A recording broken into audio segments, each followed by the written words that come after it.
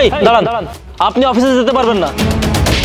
এই 2 টাকার দারোয়ান, তোর সাহস কিভাবে হয় আমাকে এভাবে দাঁড় করানোর আর আমাকে অফিসে ঢুকতে বাধা দেওয়ার? আপনি অফিসে যেতে পারবেন না কেন বুঝতে পারছেন না?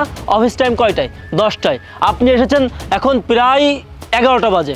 এখন কেন এসেছেন? আপনি 1 ঘন্টা দেরি করে এসেছেন, সেজন্য আপনাকে আমি অফিসে যেতে দিব না। যান এখান থেকে, বাড়ি যান। এই তোর বকবকানি থামাতো। এসব টাইম টেবিল তোদের মতো ছোট লোকদের জন্য, আমাদের মতো মানুষদের জন্য না। তুই খুব ভালো করে জানিস আমি এই কোম্পানির HR। এসব টাইম টেবিল আমার জন্য না। আমি যখনই অফিসে আসবো তখনই আমার অফিস টাইম, বুঝতে পেরেছিস? ম্যাডাম, এটা আমাকে বোঝাতে হবে না। আপনি এই অফিসের HR হন আর ক্লিনার হন, আইন সবার জন্য সমান। তোর বেয়াদবি দিন দিন বেড়েই যাচ্ছে, বুঝতে পেরেছি। তোর একটা ব্যবস্থা করতে হবে। দাঁড়া, আমি এখনই স্যারকে ফোন দিয়ে তোর ব্যাপারে বলছি। কেন ম্যাডাম? আমি আপনাকে ভেতরে যেতে দিচ্ছি না, যার জন্য আপনি স্যারকে ফোন দিচ্ছেন? ফোন দিয়ে লাভ নেই। আমি সেদিন মাত্র 10টা মিনিট লেট করে এসেছিলাম, আপনি আমার সাথে বাজে ব্যবহার করেছিলেন, আর আপনি তো পাক্কা 1 ঘন্টা দেরি করে এসেছেন। এটা নিয়ে কিছু হবে না? আসসালামু আলাইকুম ম্যাম, আমাকে ডেকেছেন? এই, এটা কি তোর বাপের অফিস নাকি? তোর অফিস টাইম কয় টাইম?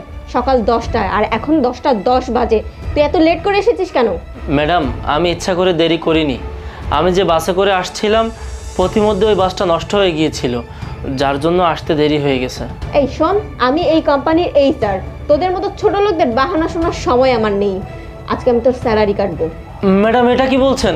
আমি মাত্র 10 মিনিট দেরি করে এসেছি, তার জন্য আপনি আমার সারাদিনের স্যালারি কেটে দিবেন? এত কথা বলে লাভ নেই, এটাই কোম্পানির রুলস, তাই স্যালারি কাটবো। ঠিক আছে ম্যাডাম, আমি তাহলে বাসায় চলে যাই। এই দাঁড়া, কোথায় যাচ্ছিস বললি?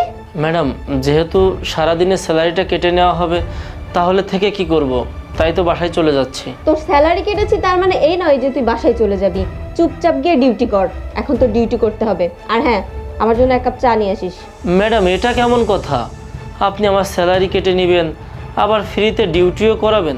তাহলে একটা কাজ করি, তোকে একেবারে চাকরি থেকে বের করে দেই। একে তো দেরি করে এসেছিস, তারপর আবার মুখে মুখে তর্ক করছিস।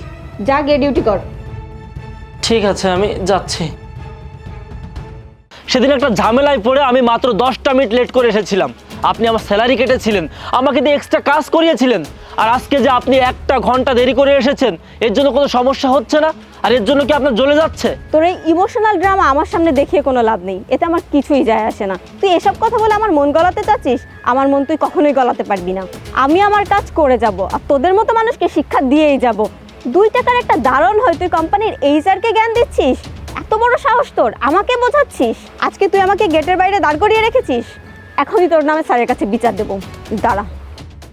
থাক, আমাকে আর কল করতে হবে না। কি হয়েছে এখানে?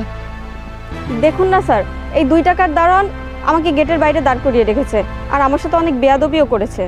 স্যার, আমি ওনাকে ভেতরে যেতে দিচ্ছি না, এটা সত্য, তবে আমি ওনার সাথে খারাপ ব্যবহার করিনি, আমি বেয়াদবি করিনি। স্যার, আপনার আমার কথা বিশ্বাস না হলে আপনি সিসিটিভি ফুটেজ চেক করতে পারেন। এই 2 টাকার দারোয়ান আমার সাথে কত খারাপ ব্যবহার করেছে। আর তাছাড়া স্যার, আমি এই কোম্পানির HR, একটু হলেও তো সম্মান পাই নাকি? থাক Miss Mithila, CCTV footage check করার কোনো দরকার নেই। আপনি হয়তো ভুলে যাচ্ছেন যে কিছুদিন আগে আপনি ভাইয়ের সাথে কী ব্যবহার করেছিলেন। সে মাত্র 10টা মিনিট লেট করে এসেছিল, তার জন্য আপনি তার হাজিরা খাতায় লিভ লিখেছিলেন। এটা সবাই খুব ভালো করেই জানে যে হাজিরা খাতায় যদি একবার লিভ লিখে দেওয়া হয়, তাহলে সেই দিন হাজিরার টাকা তার বেতনের সাথে অ্যাড হয় না। আপনি জেনে বুঝে এমন একটা ভুল কেন করেছিলেন? সে আর কত বেতন পায়? মাত্র 10,000 টাকা। এই 10,000 টাকা দিয়ে তার সংসার চলে। সেখানে যদি আপনি একটা দিন হাজিরা কম দেন, তাহলে মাসে শেষে কয় টাকা পাবে? আপনি তো মাসে লক্ষ লক্ষ টাকা ইনকাম করেন, সেখান থেকে অল্প কিছু টাকা কম পেলে কি আপনার ক্ষতি হবে? হ্যাঁ, আপনারা সামান্য কিছু কাজ করে মাসে লাখ লাখ টাকা নিয়ে যাচ্ছেন, আর এই মানুষটা আপনাদের থেকে দ্বিগুণ পরিশ্রম করে মাসে মাত্র 10,000 টাকা পায়। তাহলে কি তার মতো মানুষের সাথে একটু সহানুভূতি দেখানো উচিত না? সহানুভূতি তো দূরে থাক, তার মতো পরিশ্রমী মানুষের সাথে আপনি বাজে আচরণ করেছেন। আমি এখনো বুঝতে পারছি না আপনি এখানে চুপ করে দাঁড়িয়ে আছেন কেন। মাপ চান তার কাছে। মানে স্যার, আমি মাপ চাইবো? হ্যাঁ, আপনি মাপ চাইবেন। আপনি যদি মাপ না চান, তাহলে কিন্তু আপনার চাকরি নিয়ে টান পড়তে পারে। না না স্যার, আমি এখনই মাপ চাচ্ছি। ভাই, আমি আপনার সাথে অনেক খারাপ ব্যবহার করে ফেলেছি, আপনি আমাকে মাফ করে দিন। আমি আর কখনো কারোর সাথে এমন খারাপ ব্যবহার করব না। আর হ্যাঁ, আপনার যে একদিনের স্যালারি কাটা হয়েছিল, সেটা আমি আপনাকে দিয়ে দিব। প্লিজ আমার উপর আর রাগ করে থাকবেন না। স্যার, এবার আমি ভিতরে যাই। দাঁড়ান, কাউকে পানিতে ফেলে দিয়ে তার শরীর মুছতে আসবেন না, কারণ তার ক্ষতি তখনই হয়ে গিয়েছে যখন আপনি তাকে পানিতে ফেলে দিয়েছেন। আর হ্যাঁ, তাকে একদিনের বেতন আপনার দিতে হবে না, ওটার ব্যবস্থা আমি করব। আপনি বাসায় চলে যান। আপনি যেহেতু 1 ঘন্টা লেট করে এসেছেন, আপনার হাজিরা খাতায় লিভ লেখা হয়ে গেছে, আগামীকাল আসবেন। কিন্তু স্যার। কোনো কিন্তু না। আপনি যদি এখানে দাঁড়িয়ে আর একটা কথা বলেন, তাহলে কিন্তু সারা জীবনের জন্য এই কোম্পানি থেকে লিভ দিয়ে দিব। যান।